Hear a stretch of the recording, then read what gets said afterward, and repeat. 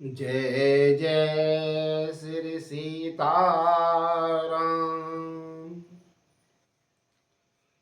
भगवान राम के एक बहुत प्रिय अभिन्न मित्र थे श्रृंगवेरपुर के राजा निषाद राज गुरु। शिव पुराण में निषाद राज गुहू के पूर्व जन्म की कथा आती है।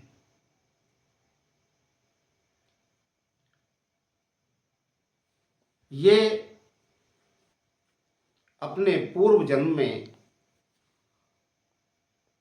बहेलिया थे। पशुओं का शिकार करना ही इनका पेशा था। पशुओं को मारते और अपने परिवार को भोजन कराते। एक बार की बात, कई दिन हुए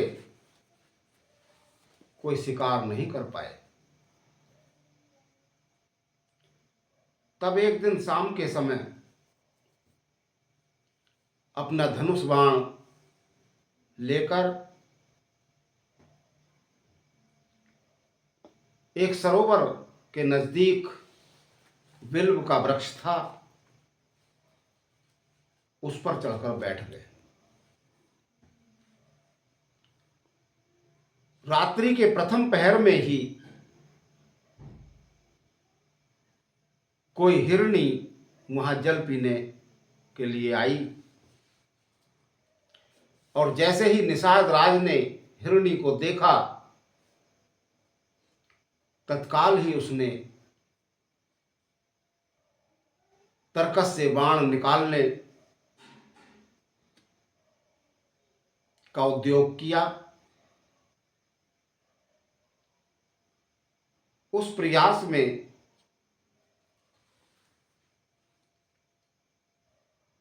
बिल्व के कुछ पत्र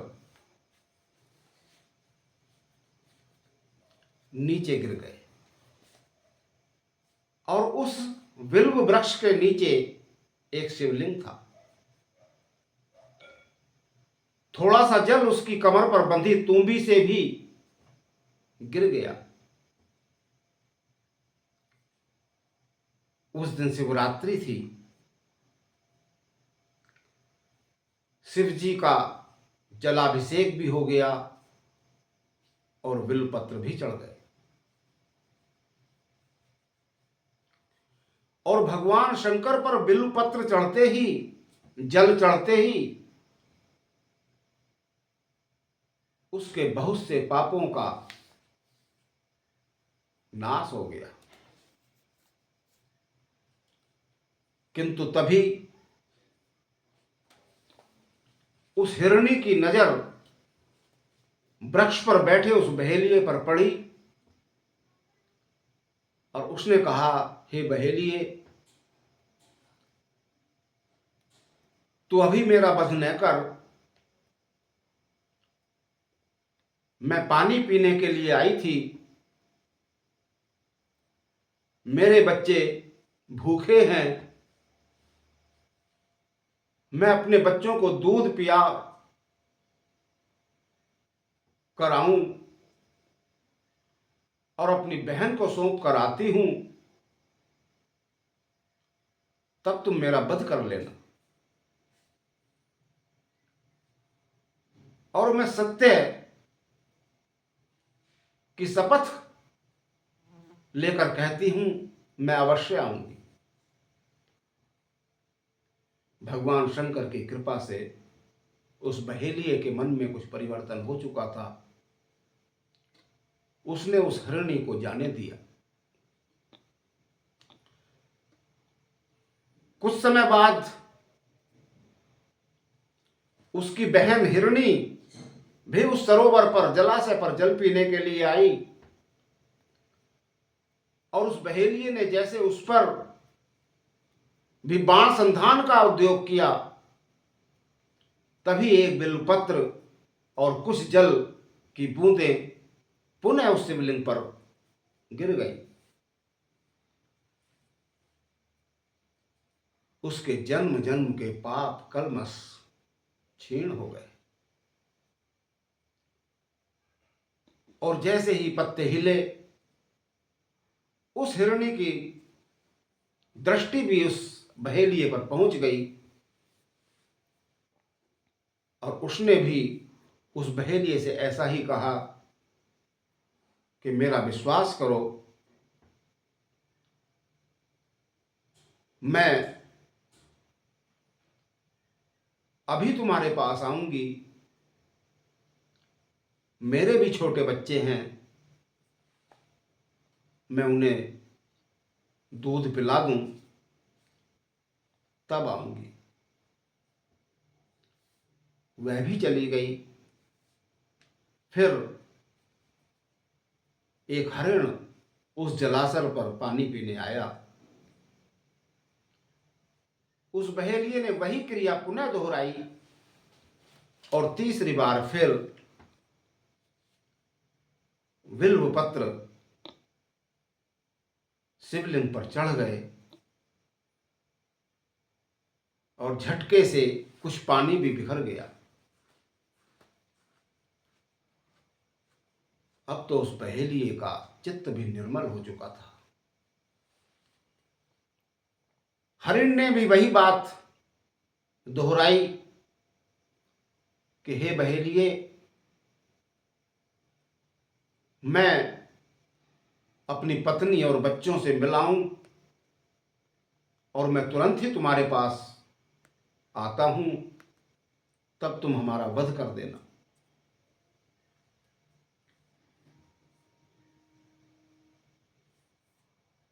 तीनों हिरणों ने विचार विमर्श किया कि हमने सौगंध खाई है, सत्य की शपथ ली है, हमें अवश्य जाना चाहिए। और वे तीनों उस बहेलिए की ओर चल पड़े और उन्हें देखकर उनके बच्चे भी उनके पीछे पीछे हो लिए। जब बहेलिए ने उन तीनों मृगों को और उनके बच्चों को आते देखा,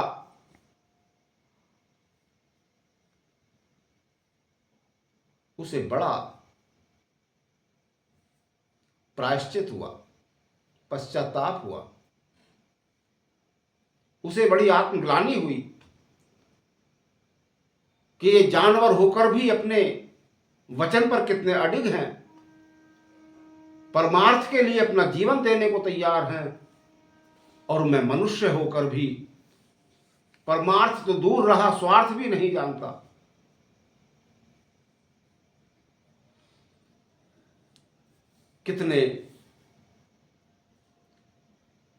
कितना प्रेम होता है मृगों में। एक बार की घटना, एक बार किसी जंगल में मृग और मृगी जा रहे थे। भयंकर गर्मी थी, प्यास से बहुत व्याकुल थे और एक गड्ढे में बहुत थोड़ा जल था और वो इतना जल था कि उसमें से एक हिरण या हिरणी ही मुश्किल से तृप्त हो सकते थे। तो हिरण ने हिरणी से कहा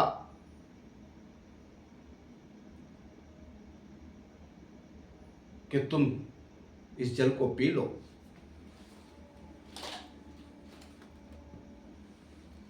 किंतु हिरणी नहीं मानी कि स्वामी, मैं तो जल पी लूंगी, लेकिन आपकी मृत्यु हो जाएगी और मेरे रहते आपकी मृत्यु हो जाए, इससे बड़ा अपराध मेरे लिए और क्या होगा। और इसी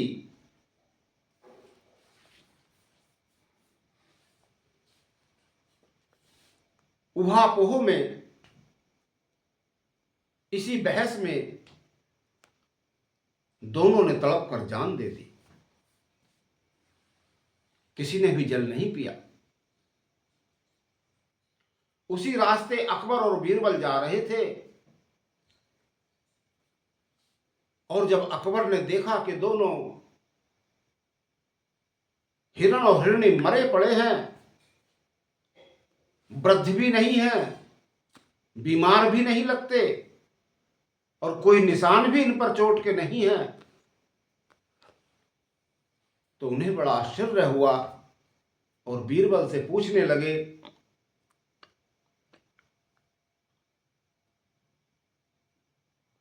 तीर भाले के नहीं दिखते,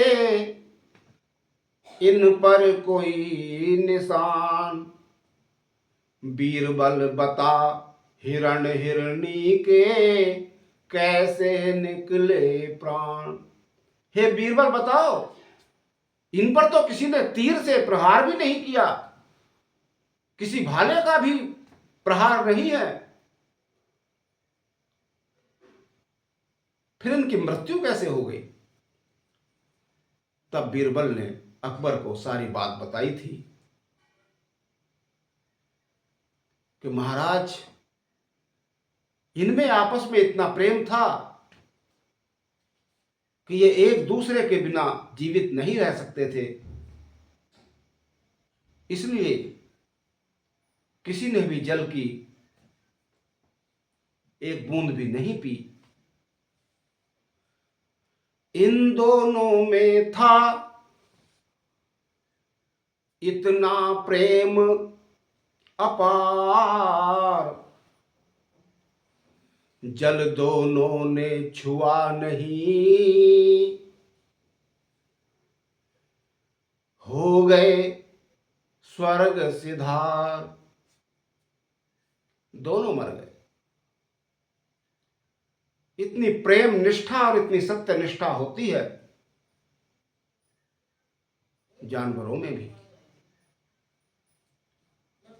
उस बहेलिये ने तब, उसके तो पाप कलमस नष्ट हो ही चुके थे भगवान महादेव की कृपा से, और उसने कहा कि मृगो, तुम वापस लौट जाओ, अब मैं तुम्हारा वध नहीं करूंगा।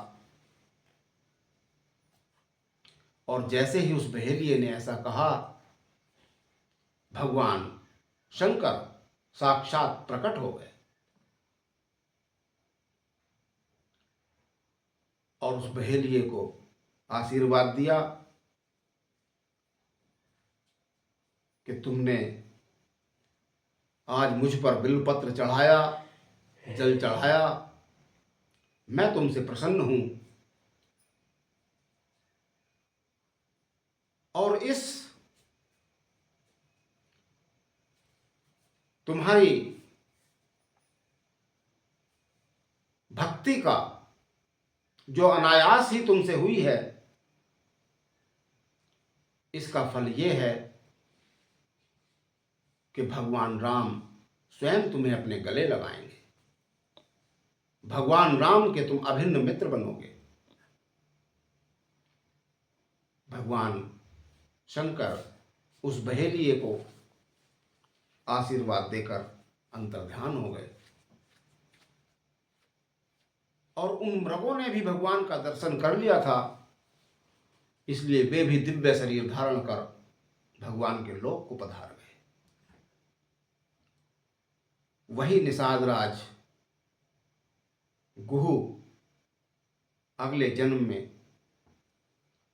भगवान राम के प्रिय सखा हुए।